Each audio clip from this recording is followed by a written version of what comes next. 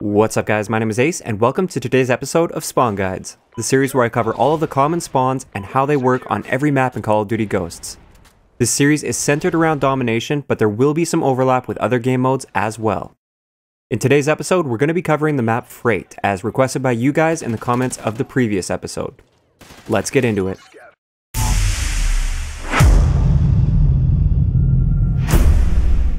Okay, so as always, if you guys are new to this series and you haven't seen the prelude yet, I highly recommend you go and watch that first.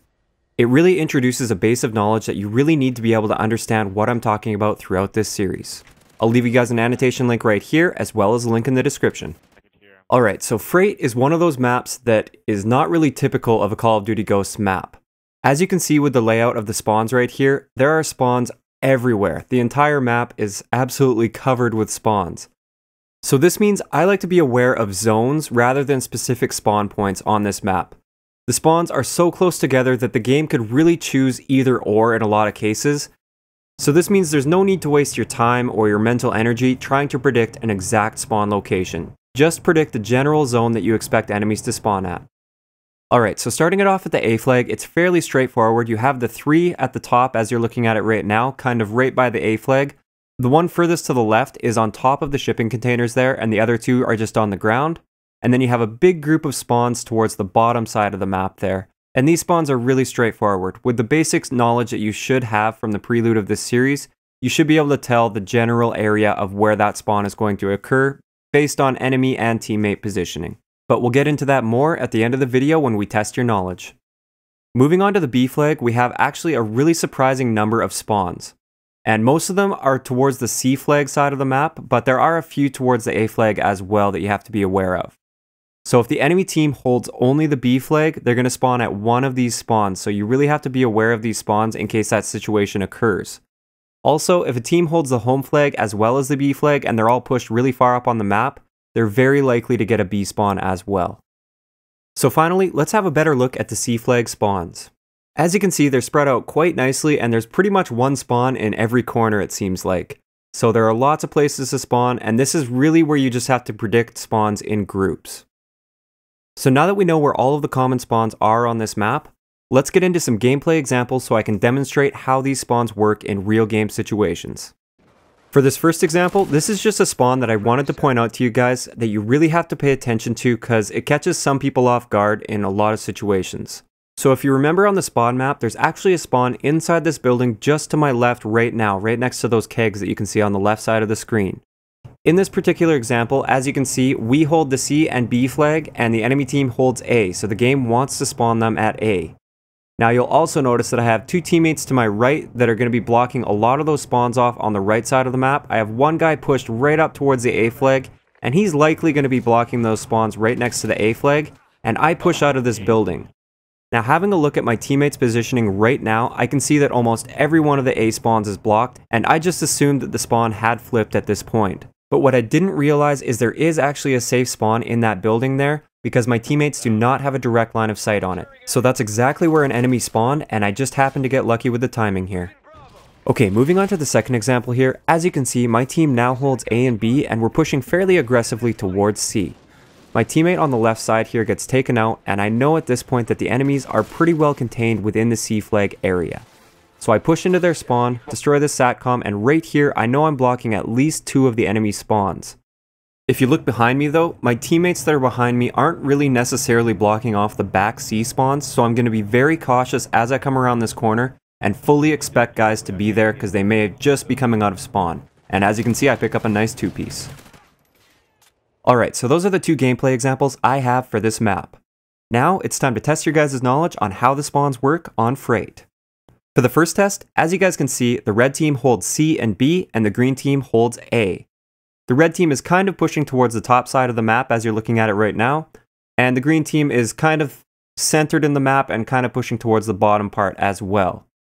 Where will a green guy spawn right now? And since the spawn points are so close together on this map, like I said, just pick the general area where you think that green guy is going to spawn. I'll give you guys a few seconds to make a decision.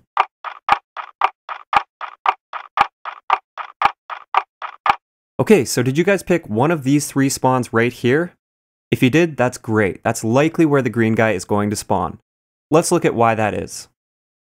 So first off, we have this one red player pushed way up towards the A flag, and he is clearly blocking those 3 spawns right beside the A flag, so we're going to rule those out completely.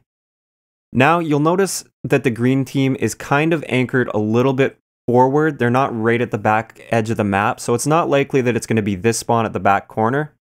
And finally, this spawn inside the building that we saw earlier isn't quite as likely as the other ones because the green guys are pushed a little bit more towards the bottom side of the map, so it's going to tend to want to spawn them towards that side of the map. Plus, just from personal experience, that inside spawn isn't very likely. It usually only happens if there are really no other alternatives. So this leaves us with these 3 spawns.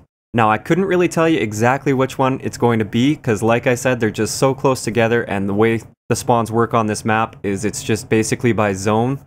So it could be any one of these 3 spawns. Okay, so for the second test, I like to do this a lot. We have the exact same situation, but this red guy right here gets taken out.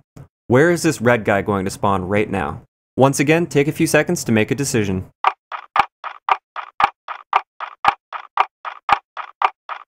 Alright, I'll admit this one is a little bit tricky just based on the positioning of the red players because there are so many spawns that could potentially happen. But let's go in depth together to rule out any spawn that we don't think is going to happen. So we know that spawns are anchored to teammates. So if we draw a circle around this main mass of red guys, the game is very likely to choose a spawn somewhere within this circle or very close to this circle. You'll notice I'm kind of ignoring this guy that's pushed up towards the A flag, and that's because he's kind of an outlier at this point. He's not really going to affect too much where his team is going to spawn. So based on this positioning of the red players, as well as my experience with the spawns on this map from all the game time that I have, my best guess is that the guy is going to spawn at one of these 2 spawns right here. Now you may be looking at that and thinking, hey, those aren't nearly as centered as some of the other spawns that are within that circle or that mass of red players. But once again, from my personal experience with the spawns on this map, those 2 spawns are much more likely than the ones towards the middle of the map. I'm not saying those other spawns are impossible at this point, they certainly could happen. Just from my experience, I feel like they're not as likely. For this final test, I'm not going to lie, this one's going to be quite difficult because I'm going to take away all of your spawn locations on this map. Now, as you can see, the red team holds C and A, and the green team is kind of trapped at B right now. But keep in mind there are a ton of B spawns on this map. Where will the green guy spawn right now?